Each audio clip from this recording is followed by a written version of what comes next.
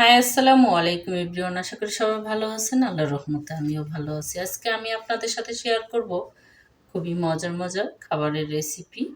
আমি আজকে কি কি রান্না করলাম চলুন আপনাদের সাথে শেয়ার করি। এখানে আমি প্রথমে প্যানে দিয়েছি তেল, তারপরে দিয়েছি পাঁচফোড়ন। পাঁচফোড়নে শুধু মেথিটা বাদ আর বাকি সবগুলোই দিয়েছি।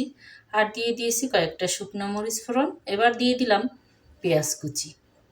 আজকের রান্নাটা কিন্তু খুবই সিম্পল এবং খুবই দারুণ একটা রেসিপি। এটি কিন্তু ভাত বা রুটি যে কোনো কিছুর সাথে খেতে খুবই ভালো লাগে। এখানে আমি দিয়ে দিলাম মরিচ, কাঁচামরিচ। আমি এখানে শুকনো মরিচ দিয়েছি কয়েকটা ফোড়ন, তারপরে কয়েকটা কাঁচামরিচ দিয়েছি যাতে ঝালের ব্যালেন্স আসে, সেই জন্য আমি বেশি ঝাল দিব না। এখন আমি দিয়ে দিলাম সবজিগুলোতে আছে গাজর, আলু, ফুল পেঁয়াজের কলি, ফুলকপি আর পরে দিয়ে দিব অন্য কিছু। আমি এখন সবগুলোকে মিশিয়ে নিচ্ছি। আমি কিন্তু লাস্টেই টমেটো দিব, কারণ আগেই দিইনি, কারণ লাস্টের দিকেই দিতে হবে। এখন আমি দিয়ে দিলাম লবণ স্বাদ মতো। আপনারাও চেষ্টা করবেন আপনাদের ইচ্ছা মতো বাড়িয়ে কমিয়ে দিতে। দিয়ে নিলাম। এখন দিয়ে দিব এতে হলুদের গুঁড়ো। আমি এখানে কিন্তু আর কোনো মশলা ব্যবহার করব না, ফোড়নেই এই ভাজিটা কিন্তু খেতে খুবই টেস্টি হয়। আমি প্রথমে ভাজিটা করে নিচ্ছি। যারা ব্যাচেলর বা নতুন রাঁধুনি তারা কিন্তু এইভাবেই পারফেক্ট সবজি ভাজিটাও করতে পারেন। আমি আরও রান্না করেছি, তবে প্রথমে একটু ভাজিটা করে নিয়েছি, কারণ দুপুরবেলায় একটু রান্নার সাথে যদি ভাজি না হয়, একটু ভর্তা ভাজি হলেই কিন্তু বেশ লাগে খেতে। আর এটি কিন্তু রুটি দিয়েও খাওয়া যায়, আপনারা চাইলে রুটি দিয়েও খেতে পারেন।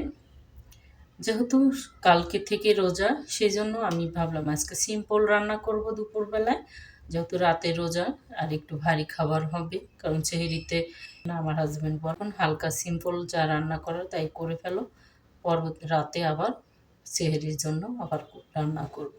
তাই ভাবলাম ঠিক আছে, দুপুরবেলা যেহেতু এখন হালকা পাতলার উপরেই রান্না করে নিই। আমি এখানে ধনিয়ার পাতা দিয়ে ভালো করে মিশিয়ে কিন্তু ঢাকনা দিয়ে আরেকটু রান্না করে নিয়েছি।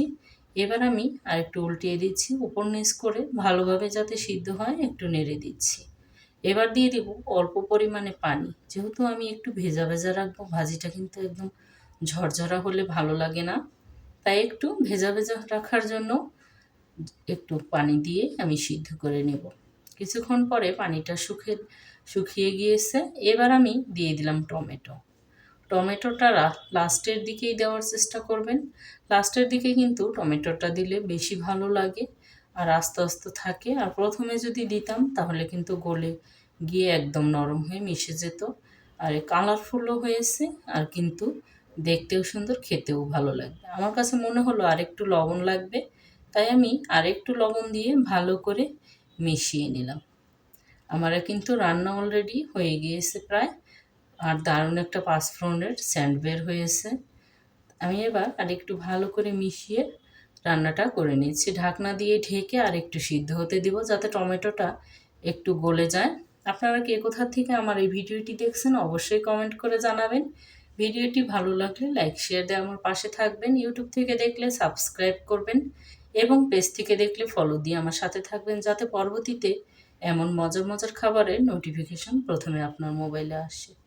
দেখুন আমার কিন্তু ভাজিটা হয়ে গিয়েছে। আমি এবার চুলাটা অফ করে দিয়েছি। আমার রান্না ডান হয়ে গিয়েছে। আমার সব ধরনের সবজি দিয়ে দারুণ স্বাদের নিরামিষ সবজি আমার রান্না এই পাশে কমপ্লিট। আরেকটা চুলাতে আমি এখানে গরুর মাংস রান্না করে নিয়েছি। যেহেতু কালকে রোজা, তাই একটু ভারী খাবারও লাগবে। মাংসটা আমি আগেই করে নিয়েছি, কারণ গরম করে মাংসটা যত জাল হবে তত টেস্ট হবে।